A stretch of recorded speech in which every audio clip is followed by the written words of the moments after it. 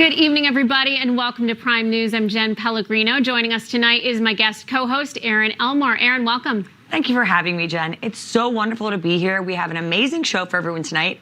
Newsmax is live on the ground in Ukraine. Chuck Holton will have all of the details. Plus, the founder of Every Black Lives Matter, Kevin McGarry, is here with reaction to BLM's controversial spending spree. Just wait until you see what the radical group is doing with their donations. That's all coming up. Musk making a big move today in the name of free speech, and the Twitterverse is in an uproar. That's right. Newsmax correspondent Mike Carter reports on Musk's controversial takeover bid. In his offer to buy 100% of Twitter Inc., Elon Musk, the world's richest man, says Twitter, quote, needs to be transformed as a private company and is now making a best and final offer to do just that. Jen and Erin? Mike Carter in New York. Thank you.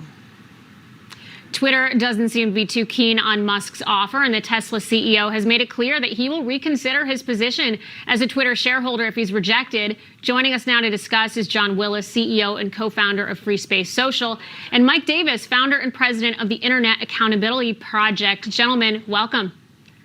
Thank you. Turn in the right direction. Do you think that maybe big tech will start to back off and give people more power over their own content?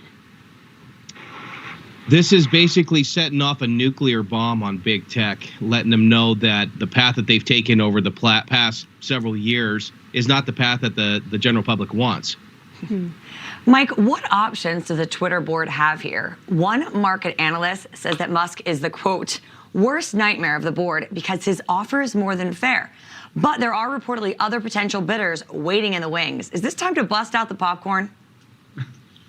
So that the problem here is that this board, it seems like they're more interested in continuing these woke censorship policies at Twitter rather than doing their fiduciary duty to their shareholders. They should turn this over to the shareholders for a majority vote of their shareholders. But themselves, because, you know, free speech has actually never been free on social media. And now he is doing this hostile takeover, whether it's buying 100% or selling his stock and tanking the price in a way to buy more stock. I don't know yet. But long time. And Mike, your thoughts about people running wild. Check out some of the reactions from liberals. Tonight on Twitter feels like the last evening in a Berlin nightclub at the twilight of Weimar, Germany. Another guy compared it to the end of the world, saying Musk just wants to amplify right-wing extremist Nazis. So what are they talking about other than hyperbole and total histrionics? yeah, this is pretty rich that people like Max Boot, who works for the Washington Post, which is owned by Amazon's Jeff Bezos, is complaining about rich people buying these social media platforms. This is about Democrats cannot control information flow. They try to use misinformation, disinformation to censor, silence, deplatform those with whom they disagree, mostly Republicans, mostly Trump supporters. And John Willis, Mike Davis, thank you both for your time. Thank you.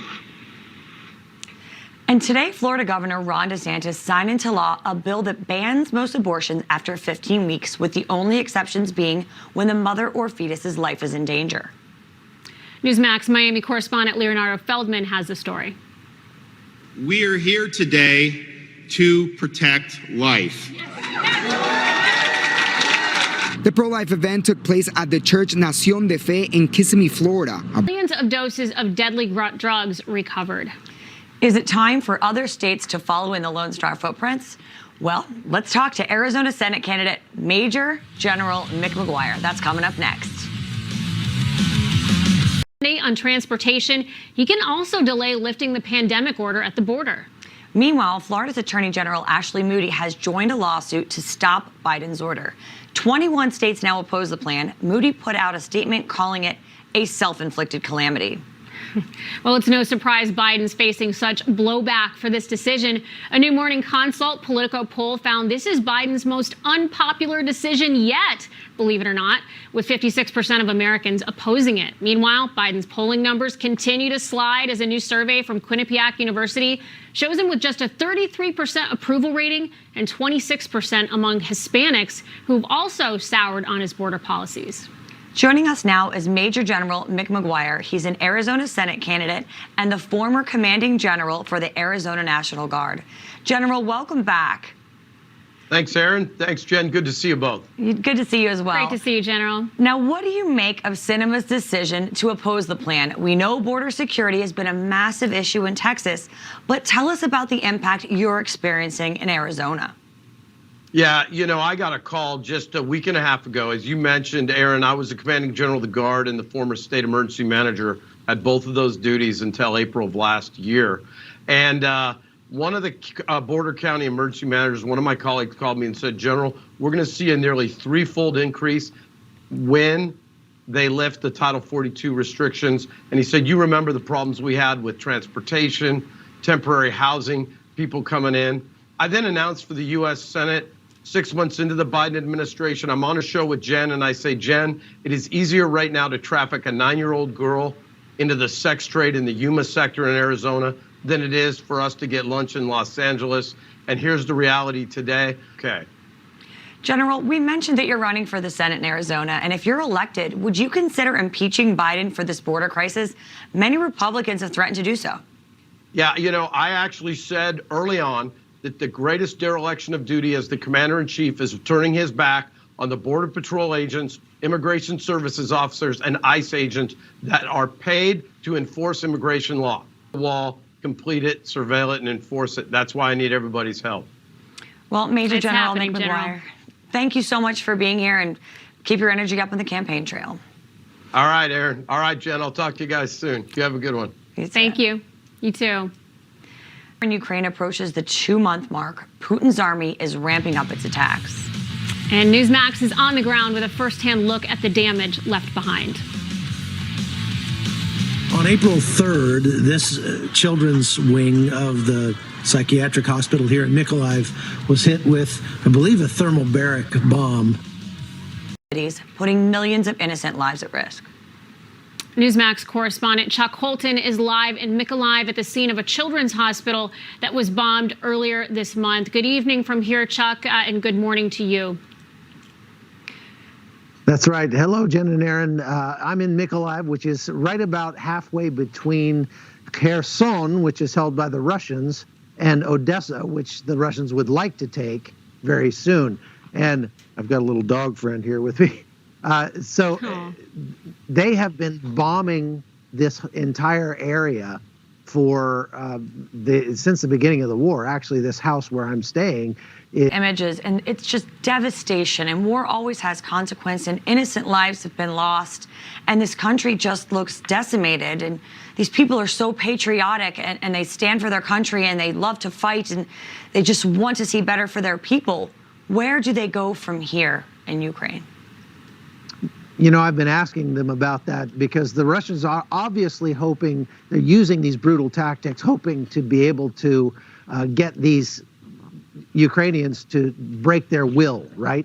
But I've been asking them, when you see this children's hospital that's been bombed, does it make you want to give up, or does it make you want to fight even harder? And what they're saying is, we want payback.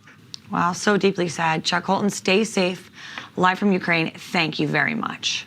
Offensive in the Donbass region. There are reports that it could begin as soon as next week.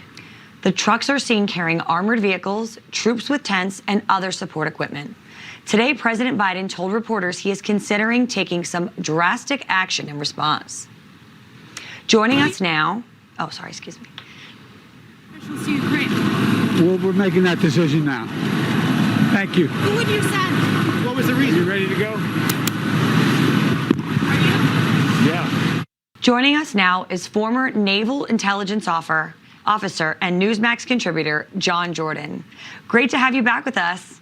Now, what could be the implications if Biden sends a U.S. envoy into Ukraine? Well, there's a number of interesting choices the administration would have to make. First and foremost would be the security of that envoy, presumably a cabinet level official. And the question is whether or not you tell the Russians about it. If you tell the Russians about it, they wouldn't be surprised, and it puts them kind of on the back foot in terms of their being kind of responsible, supposedly, for that U.S. official's safety. So you touched on the fact that, they hit a key Russian battleship in the Black Sea. And this is the claim that Ukraine is making, but of course, we hear something different from Russia.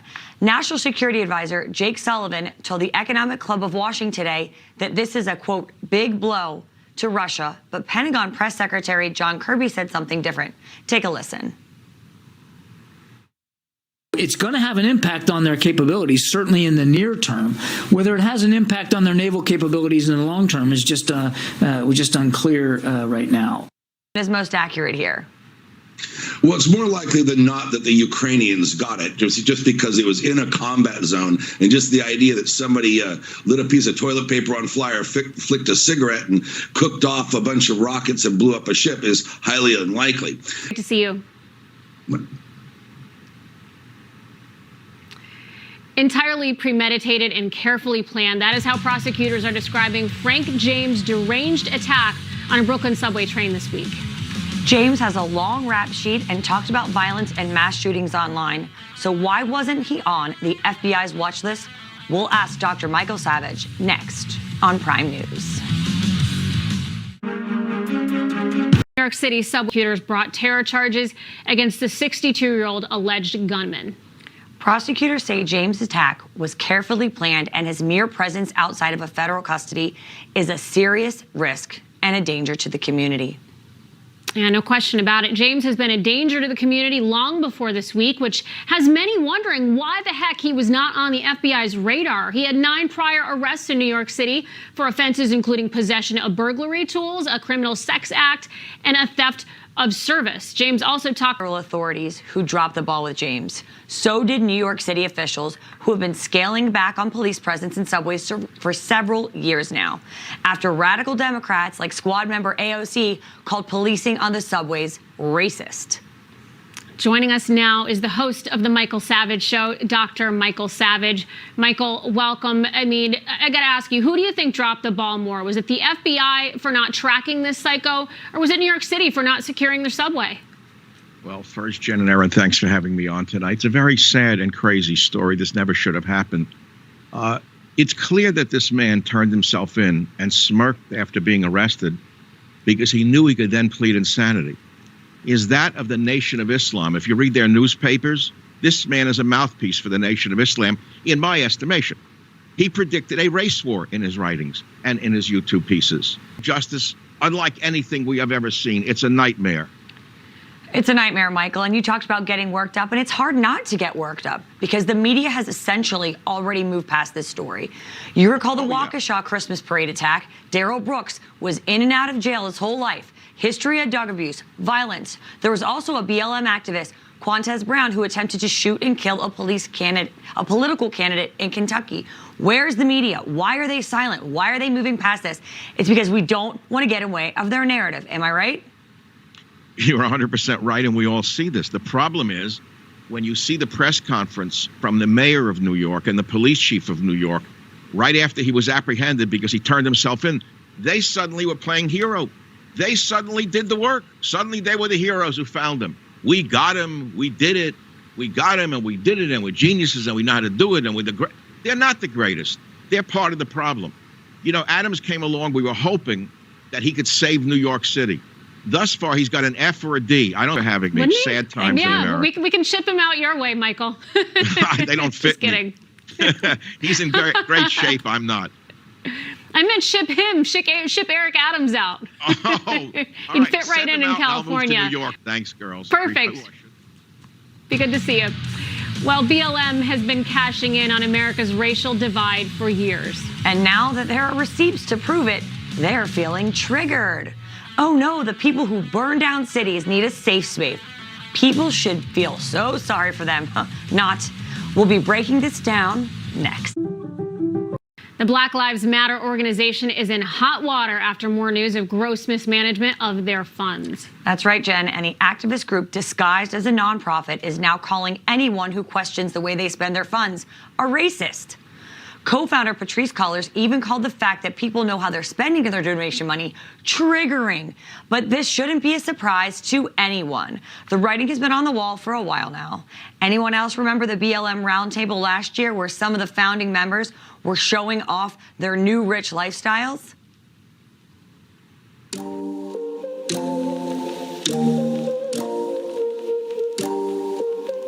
I just want to ask y'all, like, it's going to be a year since Freedom Summer. And a lot of went down. And how are you doing? Like, how are you feeling? Well, what should surprise everyone, or at least provide some level of irony, is you have a Marxist organization. These people are avowed Marxists that come out and say, look, we love Marxism. Yet they're fully capitalizing for their personal gain. This is wholly inconsistent. And those that are following them should take notice. They should. And BLM is clearly politicized and seems to be on a mission that has little to do with the advancement of the Black community whatsoever. Please tell us about your organization, Every Black Life Matters, and how it's different from BLM. Yeah, well, really, we started when we saw the George Floyd murders. We had a range of emotions across the country that really divided the country. And some people felt like it was more important to tear down urban, mostly Black communities by burning Black and brown businesses. We saw BLM and Antifa, whooping it up, having a grand old time while these Black and brown businesses were burned to the ground. And so we wanted to be the alternative to Black Lives Matter. I mean, if you're radical and you love that, that's your organization. But we wanted to be the organization that really stands for something different. So we stand for everything that they don't. We stand for fatherhood. We stand for the nuclear family. We encourage, free markets. And Earlier this week, Florida Governor Ron DeSantis signed a bill promoting programs that help fathers spend more time at home to act as role models for at-risk children. What else can our elected leaders do to help with this initiative? Again, I think the fatherhood initiative is huge. I think that school choice is huge. Social anthropologists have estimated that you can reduce crime and poverty by upwards of 70% if we have fathers connected to their children, and if we have, school choice programs that we can sort of leverage and level the playing field between ethnic communities. So, thank you for having me. Appreciate it. Every storm has a silver lining, or so they say. U.S. and all over the world. But we need your help to deliver life-saving medicine, medical care. Region in eastern Ukraine has been bombarded by Russian missile strikes. Yesterday, a 77-year-old man from a small village who was nearly killed in one of the airstrikes. He couldn't find his puppy. Oh my gosh, cue the tears now. Until rescuers found it beneath the rubble. The man and his puppy both received medical care, and they are recovering just fine. A heartwarming moment to be grateful for in a brutal war. And there's so many stories heartwarming like this. You see a lot of folks rescuing animals. You can do some searching around. There's a lot of Instagram accounts, cats and dogs that are left behind, but a lot of good Samaritans out there making sure they make their way to safety. So a beautiful story amid all the tragedy that we have seen.